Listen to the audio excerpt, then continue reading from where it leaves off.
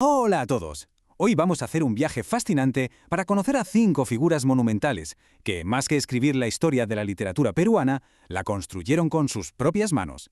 A ver, vamos a pensar en esto. ¿Qué hace falta para que un escritor sea considerado un gigante? Y no se trata solo de vender muchísimos libros, ¿eh? Es algo mucho más hondo. Es esa capacidad de construir, de deconstruir y, al final, de definir la identidad de una nación entera a través de las palabras. Y para arrancar, vamos a empezar con 2 pilares. 2 figuras que nos muestran 2 formas muy distintas de crear un legado.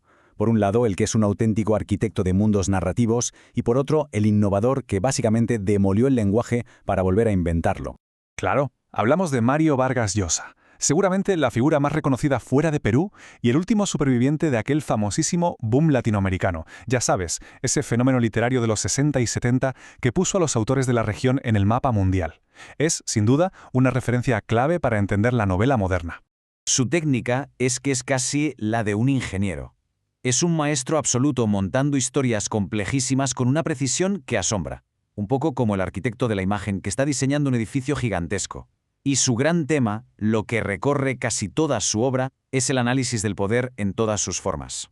Y estas 3 novelas son la prueba perfecta, son los cimientos de su obra. Desde esa crítica brutal a la estructura militar en La ciudad de los perros hasta el retrato asfixiante de la dictadura en La fiesta del chivo, cada libro es un universo. Y pensemos en Conversación en la catedral, donde mezcla tiempos y voces en un mismo diálogo con esa técnica que él llamó vasos comunicantes. Pura arquitectura narrativa, vamos.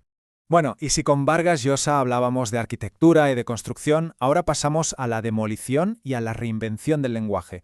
Y para eso tenemos que hablar de César Vallejo, un poeta con una profundidad y una influencia que, de verdad, traspasan cualquier frontera. Ojo, que la afirmación es potente, pero muchos críticos la sostienen. El poeta más grande del siglo XX, en cualquier idioma. Y es que lo que hizo Vallejo fue algo único. No es que escribiera poesía, es que retorció el lenguaje hasta que fue capaz de expresar una orfandad, un dolor existencial que increíblemente hoy sigue sonando crudo y totalmente moderno. Y en estas obras se ve perfectamente su evolución. Empezando por el modernismo lleno de dolor de los heraldos negros, pasando por la ruptura total con la sintaxis y la lógica en Trilce, y llegando a la solidaridad profunda de sus poemas humanos. Su obra es todo un viaje al corazón del sufrimiento, pero también de la esperanza. Para entender de verdad a Vallejo, hay que tener claro este concepto. El vanguardismo radical no era una simple moda artística, era una necesidad. Era la única forma de romper con todo lo anterior para poder nombrar el desamparo del ser humano moderno. Y fue eso, precisamente, lo que hizo su obra tan revolucionaria. Ahora vamos a girar un poco el foco. Si Vargas Llosa y Vallejo miraban hacia las grandes estructuras, ya sea del poder o del lenguaje, los 2 autores que vienen ahora hicieron lo contrario. Miraron hacia adentro, para intentar capturar el corazón cultural y a la gente olvidada del Perú. Y aquí nos topamos con una figura absolutamente única, José María Arguedes. Es que no era solo escritor, también era antropólogo, y esta doble faceta marcó toda su vida y toda su obra. Su papel como puente es fundamental. Nadie, pero nadie como él, supo traducir la visión del mundo quechua al idioma español, capturando ese choque cultural con una belleza y una melancolía increíbles. Le dio una voz y una dignidad literaria al llamado Perú profundo, a ese Perú que tantas veces había sido ignorado. Y como contrapunto a esas grandes historias, tenemos a un maestro de lo pequeño, de lo íntimo. Hablamos de Julio Ramón Ribeiro, para muchos el mejor cuentista de su generación y un observador finísimo de la fragilidad humana. Mientras otros se dedicaban a construir grandes epopeyas, Ribeiro se especializó en la distancia corta. El título de su obra cumbre, La palabra del mudo, es que es una genialidad. Con él les da voz a todos esos personajes que la vida ha dejado un poco de lado. Los marginados, la clase media con sus sueños rotos. Y todo con una prosa limpísima y una ironía muy sutil. Así que aquí lo tenemos, ¿no? 2 maneras totalmente distintas de contar un país. Vargas Llosa lo hace desde arriba, desde las grandes estructuras del poder, con novelas que son como murales sociales. Ribeiro, en cambio, lo hace desde la esquina, desde el detalle, mostrándonos las grietas de esa misma sociedad a través de personajes anónimos. 2 perspectivas que se complementan y que son, al final, esenciales.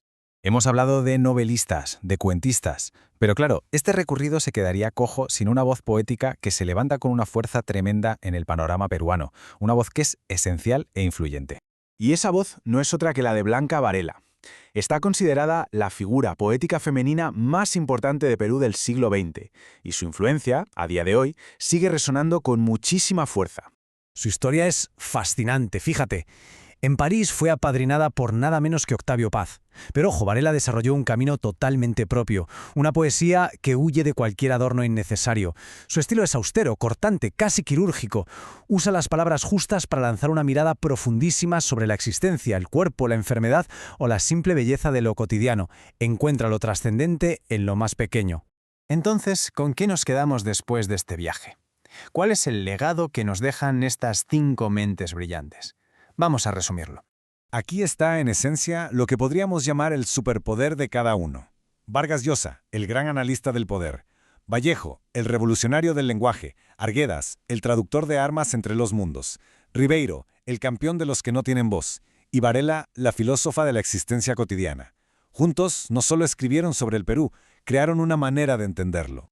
Y con esto cerramos. Cada uno de estos gigantes abrió una puerta a un universo literario que es inmenso y fascinante. La pregunta que queda flotando en el aire es, ¿detrás de esas puertas, qué otra historia, qué otro autor, qué otro mundo está esperando a que lo descubramos? La exploración, en realidad, no ha hecho más que empezar.